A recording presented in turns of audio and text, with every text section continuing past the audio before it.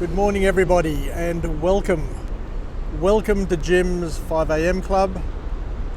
And this morning I come to you from Circular Quay down here in my beautiful city of Sydney. We've got the Narrabeen heading off, going on its morning run to Manly. We've got the beautiful Opera House over there and the cityscape over there in the background. That's the International Passenger Terminal. We've got the Quay Restaurant, which is on the corner there. And up the top there is a platform that I went up to yesterday and videoed. It's a lovely place to come and to get selfies and to enjoy the beauties of this awesome city. I encourage you all to get up, get out of the house and come down and discover this beautiful city of Sydney, because it's absolutely beautiful. Although it's winter, it's mild. There's no wind. It's overcast, but it's just really, really pleasant at the moment. So if you can get out and about, I encourage you to come down. Just so that you're aware, over at the Opera House at the moment, parking is $12 for the whole day. And all you need to do is book and pay online. Anyway, let's walk and talk. I'll do a Volta style of vlog this morning, just to mix it up and to keep it interesting. So let's head back down to Circular Quay. And what I'd love to talk to you about today is a topic that I've got near and dear to my heart. And today we're going to talk about the stepping stones of life, which some people call mistakes, other people call errors, whereas the best way to look at them is in terms of stepping stones and opportunities for learning. A number of years ago I went on a seminar, and I've mentioned this before in another vlog, but I think it's worthwhile to mention it again. I went to a seminar called on mind mapping. So it was early in my years as a young executive. I think I was working at Telstra at the time, in my mid-30s, and I'd embarked upon a path of self-development and self-education. Given that I'd completed my tertiary education, I decided to start investing in myself and learning about different things that would help me in my life as well as my career. One of the wonderful things about this seminar, this mind mapping seminar, is that Tony Buzan, who was the seminar leader, he's also recognised as the father of mind mapping, and back then he was the president of Mensa and considered to be one of the most intelligent or smartest men or persons in the world. But back then he talked about the importance of mistakes and errors, and that the fear of error, or the fear of making a mistake, or the fear of being judged actually work as a negative and limit our potential and limit our ability to grow and develop and become the best version of ourselves.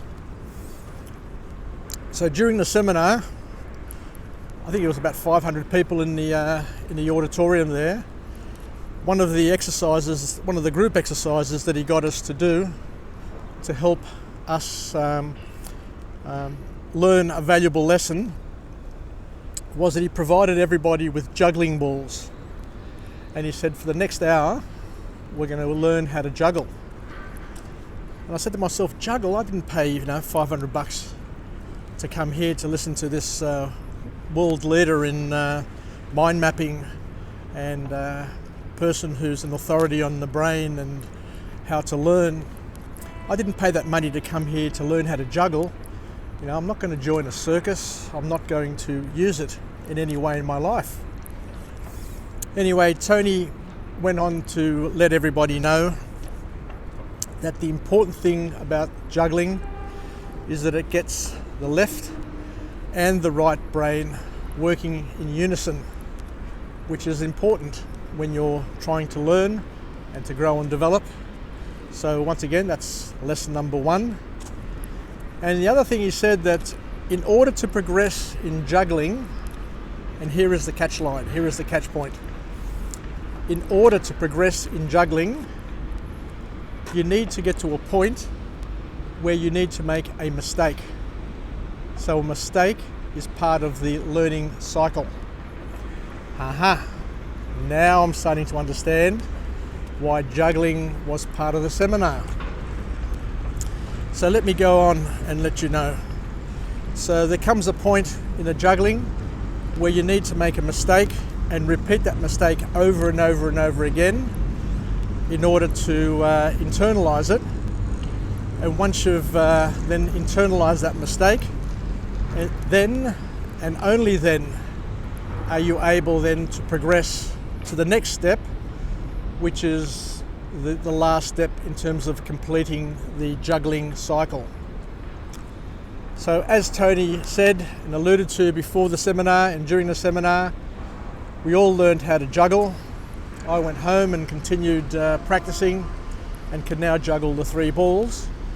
But the important thing from that juggling exercise was that I learned how to not fear making mistakes, and to embrace errors and mistakes, and to embrace all of those things as steps in a long path, as links in a long chain that enable us to continue to grow and develop and go along a path and to get to feel fulfilled and to experience the full spectrum of an experience, rather than to stop, give up and add another item to that vast list of failures in our life.